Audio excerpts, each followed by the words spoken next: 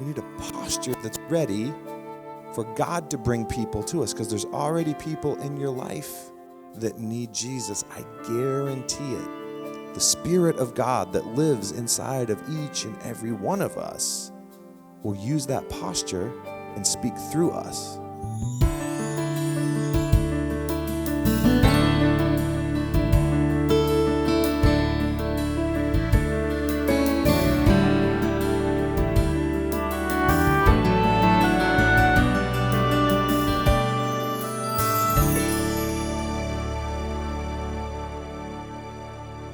One of the things that you have to go through to become a pastor is this. There's an actual process. You don't just volunteer and they say, there's a warm body. So my wife and I are both licensed with our church group, and part of that, there's classes you go to, and then at the end, there's this gigantic paper that you write. And it can't be longer than 55 pages. It's usually around 40 pages.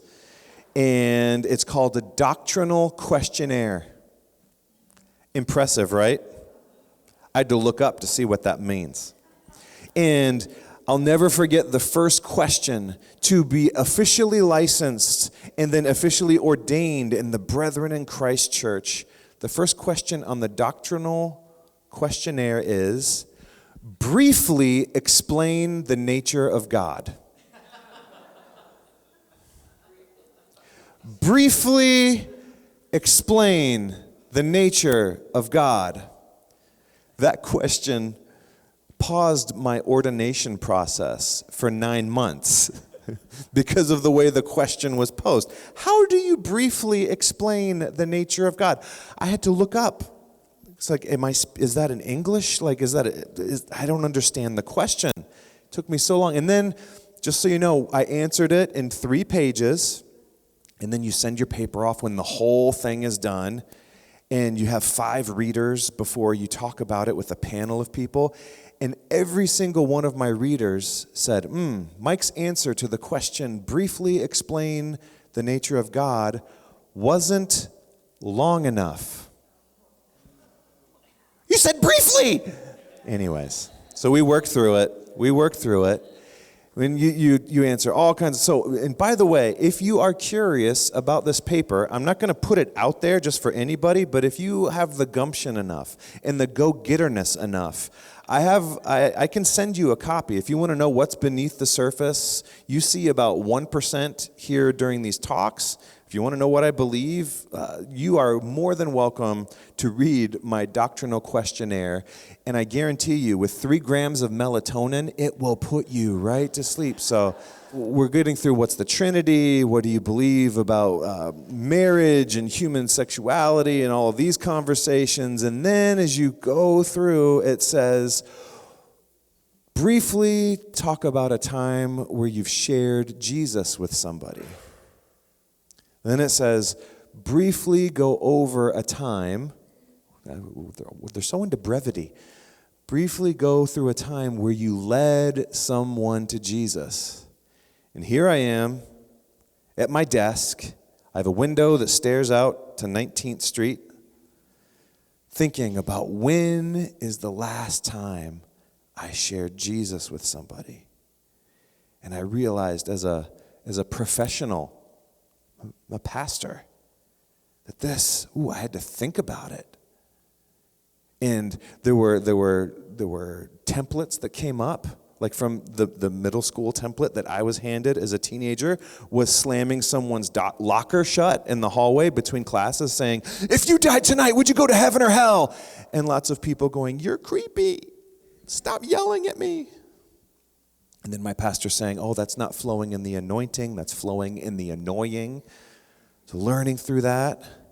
And I realized how easy it is to be in a church bubble, and that's one of the reasons why, I need to start coaching soccer, because I get to spend time with my kid, and then I'm spending time with people that don't even know we're here or that would never come to church, and it's been great. But it got me thinking, oh my goodness, this is something that we need to do. We may already be doing, we just don't realize it. And then about a year ago, We took a survey as a part of our Thriving Congregations initiative. We're getting all this coaching. You're going to hear more about that in the annual business meeting.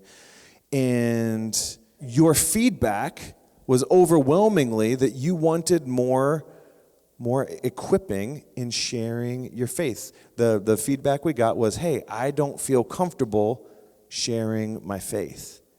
And I thought that is a really good, honest feedback. So for the past year, we've been producing YouTube episodes that my mom and my grandma absolutely love. So thank both of them for watching and both of them for sharing. Thanks, Grandma.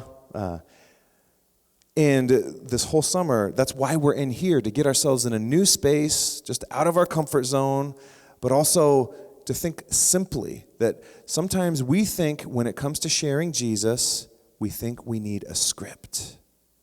A lot of us were taught the 4 spiritual laws. I'm not saying those things are bad. A lot of us were taught the Roman road. It's a great tool. For those of us that grew up in the 80s and 90s, we had these leather bracelets with colored beads on them. You kind of walk it out. You'd go to school and find some people that really looked like sinners. Do your hair. Maybe I can share Christ with these sinners. We think we need a script.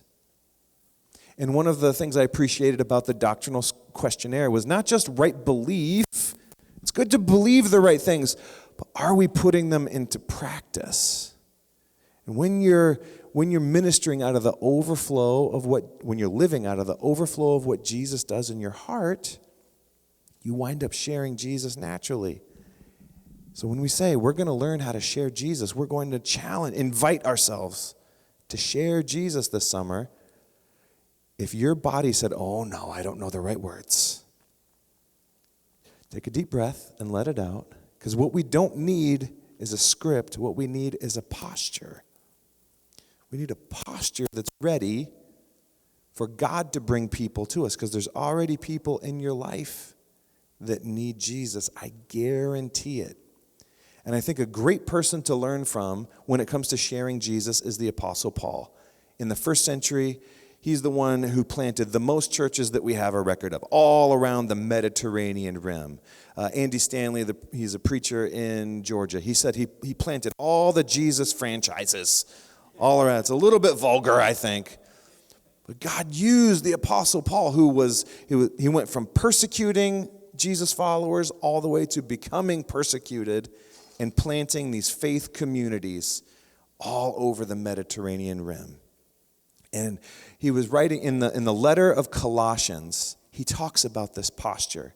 And the posture goes like this. It's Colossians chapter 4. Be wise in the way you act towards outsiders. Be wise. He doesn't say slam lockers shut and scream at people. He doesn't say find people that don't have it all together and demonize them. He doesn't say take a culture that's never said yes to Jesus and hold them to the standard of the Sermon on the Mount. What does Paul actually say here? Be wise in the way you act toward outsiders. Make the most of every opportunity. Then, let your conversations be always full of grace, seasoned with salt, so that you may know how to answer everyone. Salt in the ancient world. There's more teaching on this than we could get through in years. In the ancient world, it's preservative. It also seasons food. Has anyone ever oversalted their meal? Sometimes when we think of sharing Jesus, our posture becomes a fire hose of salt. Because we're ready. If you've grown up in church, I would say even if you've attended Solid Ground even for a number of times, you probably have more salt than you realize, and it's easy to scare people away with salt. When your posture is, let me tell you all I know about this passage. Let me tell you all I know about following Jesus. That's because sometimes we treat sharing Jesus like it's a performance review. Jesus isn't a middle manager going, you were at Haven City Market the other day and you were in line for 15 minutes and you blew it because you knew there was a sinner behind you. And all you did was judge them. Look at that person. They didn't even cheer for the right team. Padre fan. Sorry. It's easy. It's easy to pick on Dr. Nichols when he's here. And then you go home, feel guilty. It's the wrong posture. Seasoned with salt is a posture of we want to bring out the flavor in the food that's already there. Who's the really angry English guy that cooks? Gordon Ramsay. Remember one time he was flipping a restaurant, and he went to this place in the Midwest, and it was a struggling cafe, and he goes, throw a piece of chicken on the grill. Sorry, that's not English, that's Dick Van Dyke.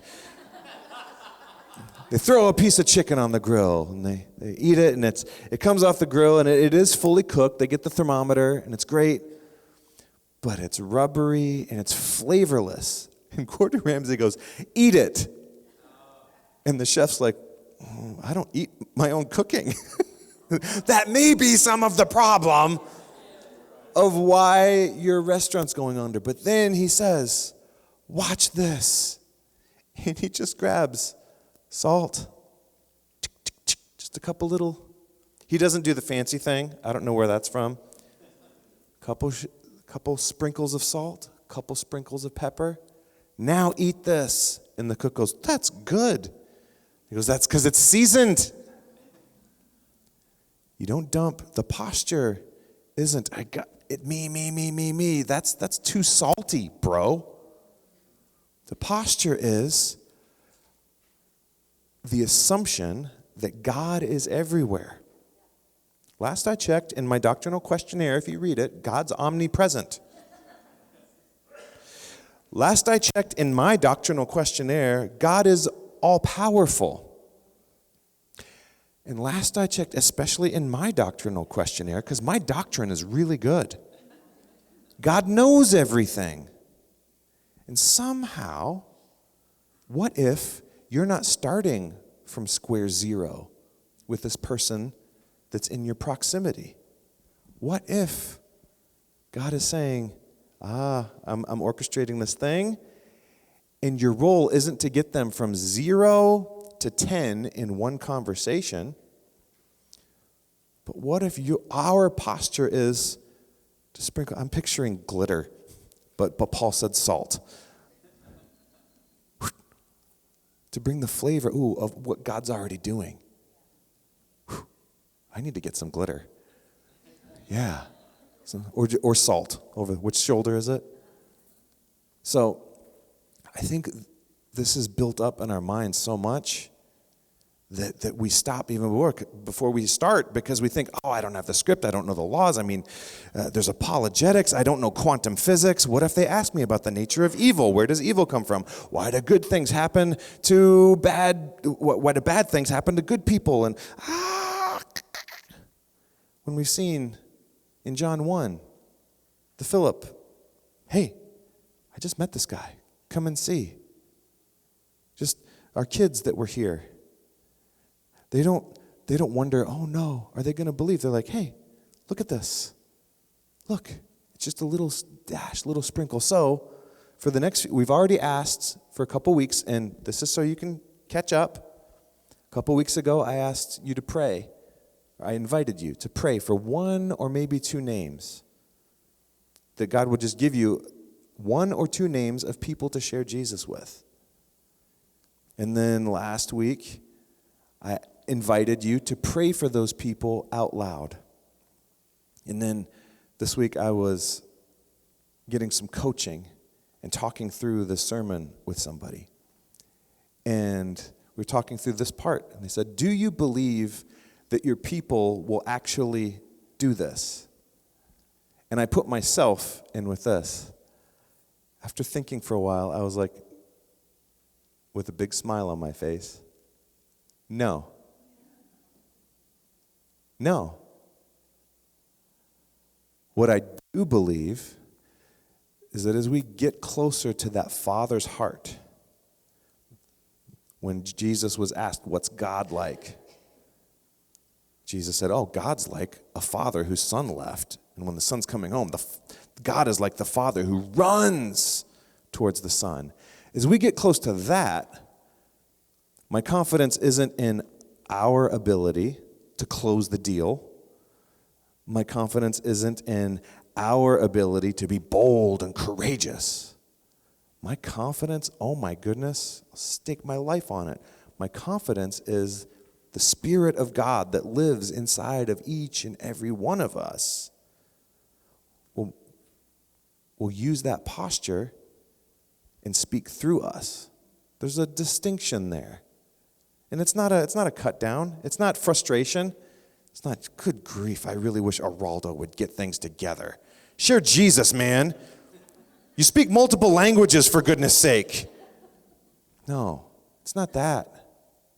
It's wait, if we get close to God's heart, I think it will be the natural overflow if that's our posture, to receive from Jesus, and then our posture is wisdom and to sprinkle with salt, to bring out the flavor in other people that's already there, because there's already the image of God that lives in every single person, whether they know it or not. They may not have responded yet, but God's Spirit lives in there.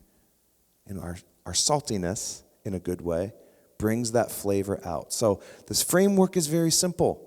It's 3 simple words that we're going to invite everybody to do for the next few weeks and on.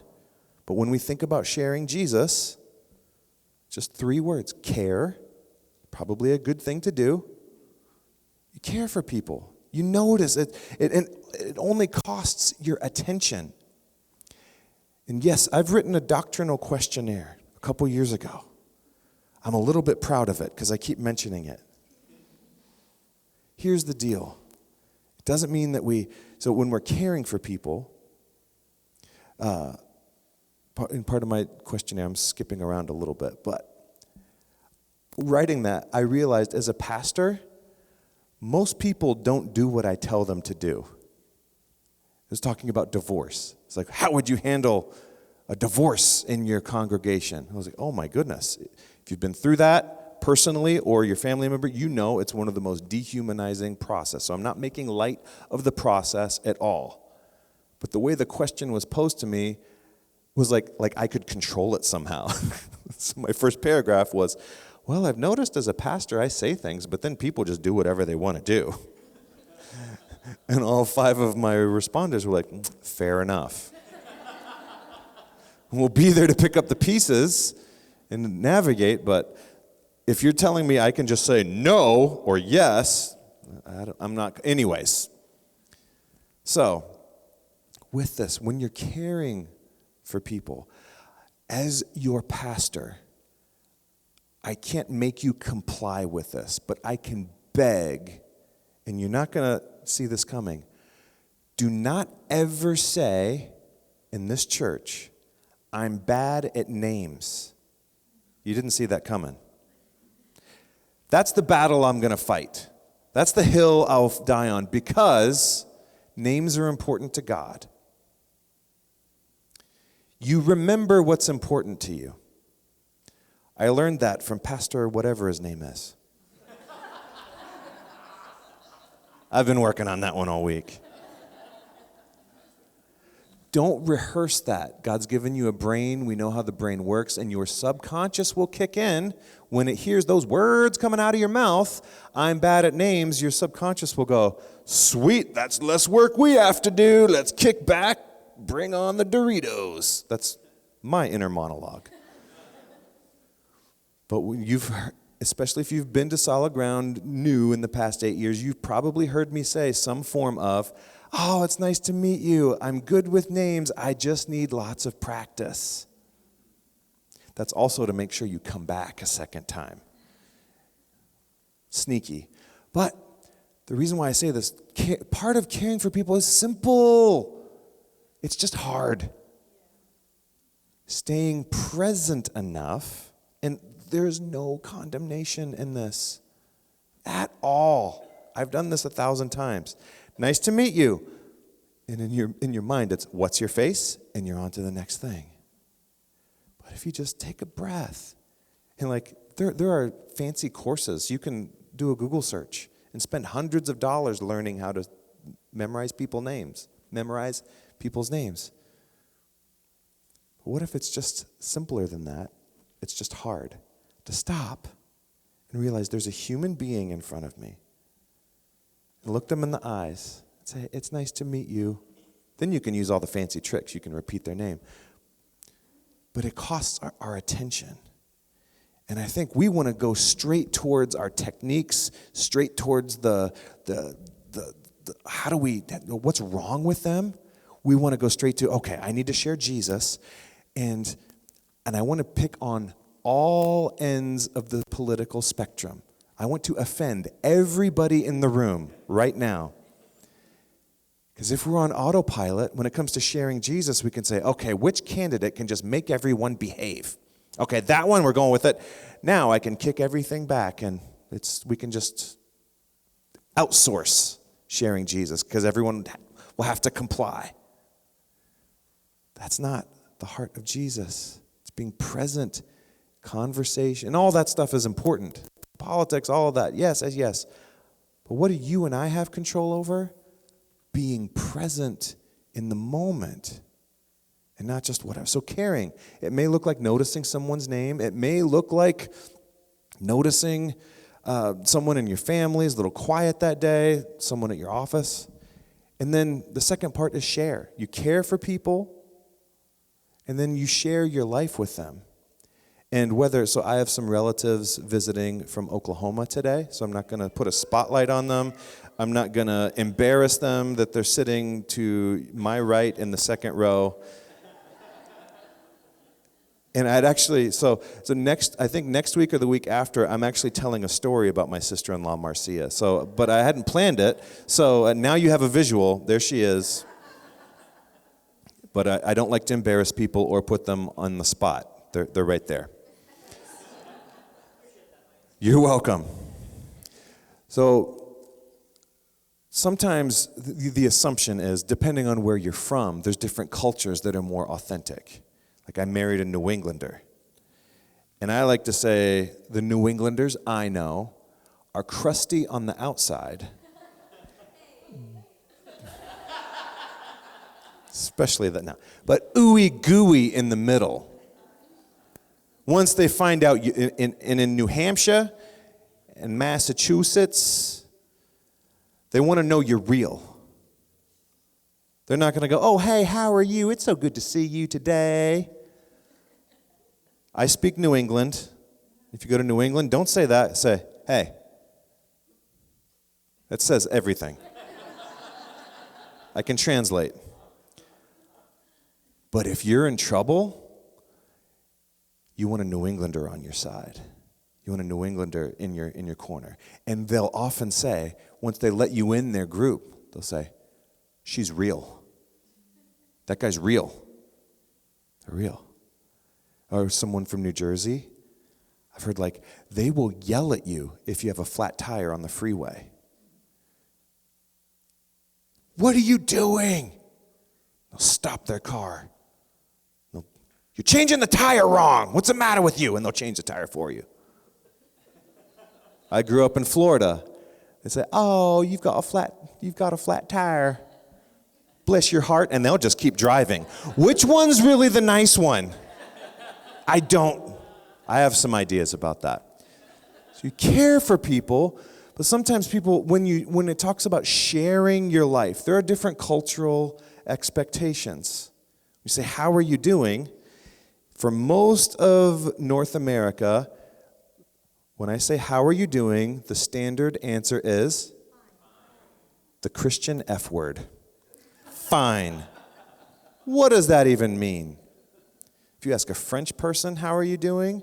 They're going to tell you how they slept, their bodily functions. Like, it's like, I'm so bad that this is aching, or whatever. So it's hard to strip. There's different cultural expectations. But when you're sharing your life, you're doing it authentically with the people in your life and appropriately. You don't have to stop traffic and tell everybody everything. But with the people in your circle, you're genuinely, especially the people that don't know Jesus, they need to know you're real. When we act like everything is fine, people can see through that a mile away. Just because you follow Jesus doesn't mean you have to be some Superman or Superwoman version. They say, how you doing? Not okay. So Jesus' wounds, we are healed by his wounds. And in my experience of sharing Jesus, Jesus ministers through my wounds much more often than my doctrinal questionnaire. I know. Jesus ministers through our scars so much more than our shiny little spiritual badges that we put on. We serve the wounded healer, and we are wounded healers. So when you're sharing your life, and Paul says, be wise. So when you're sharing your story, one of the litmus tests I use is are you sharing out of a scar, or are you sharing out of an open wound? If it's an open wound, that's for you. Jesus says, don't cast your pearls before swine. Get some healing first before you start sharing your testimony. But when you can say, I've been through this, and God did this, that has such a power and authority to it. That paired with caring for someone, and you share real life with people, that gives you a chance to do the third part, which is invite people to further conversation. Yes, I do mean invite them to Solid Ground Church, absolutely, as a subset of a much bigger and more important conversation. Invite them to follow Jesus. There are hundreds and hundreds, there's thousands of stories of people that weren't following Jesus, and they were invited to serve before they ever believed. They couldn't fill out their own doctrinal questionnaire, but they were going to build houses somewhere or to go serve and be the hands and feet of Jesus. And then, because they saw what was around them, they're like, oh, this is what following Jesus is. Yes, tell me more about this. And they become Jesus followers themselves. Simple invitations. An invitation to conversation. Oh my goodness. And I know of a middle schooler who was at the lunch line and found out that the girl behind him, her parents were going through a divorce. They're both 13 years old. And he didn't turn to her and say, well, let's start on a discourse on the nature of evil. C.S. Lewis said, no. The 13-year-old boy said, I'm sorry that your parents are going through a divorce. That happened to me too. That opened the door to further conversation. That's powerful. Sometimes we think sharing Jesus is only sitting down with someone and closing the deal. This isn't a timeshare spiel. Praise the Lord, right? This isn't a bait and switch.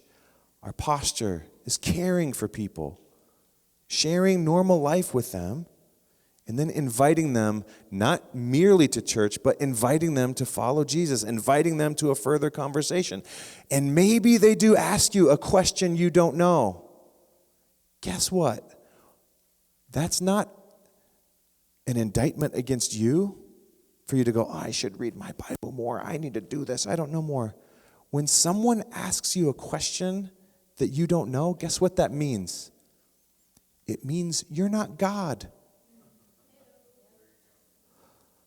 Turn to your neighbor. Let's get old school for just a second and tell your neighbor, you're not God.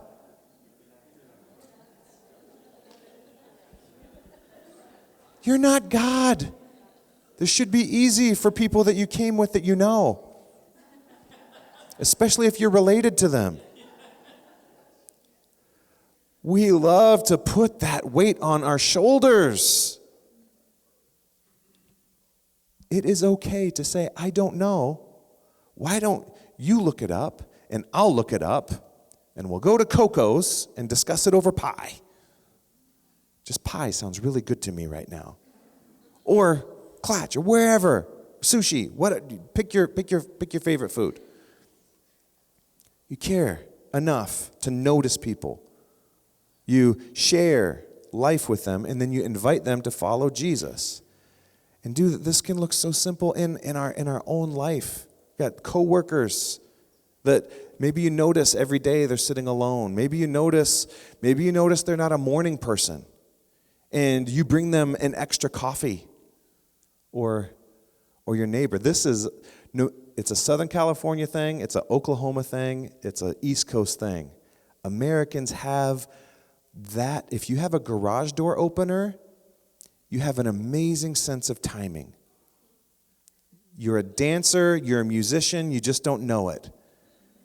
Because you can push that clicker when you're going at the right speed, the door opens. And as some of you don't even wait until the car's all the way in the garage if you have a garage. And you push, the garage door's already coming down. So it's closed. You keep that yucky world out there. And it's not always out of an impulse. Maybe you're just tired. But maybe like almost every neighborhood has that person that you know their face. You may know some of their routine. Like, oh, yep, Tuesday, coming home from Aldi. Yep, well, looks like they forgot their bags again. Lots of those cardboard things coming in from Aldi. What's their name? I don't know. When you see them, you do this.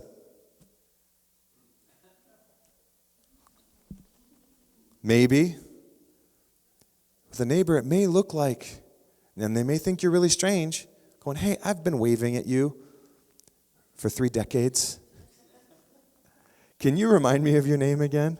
And I guarantee you 9 times out of 10, they will be relieved because they don't know your name either.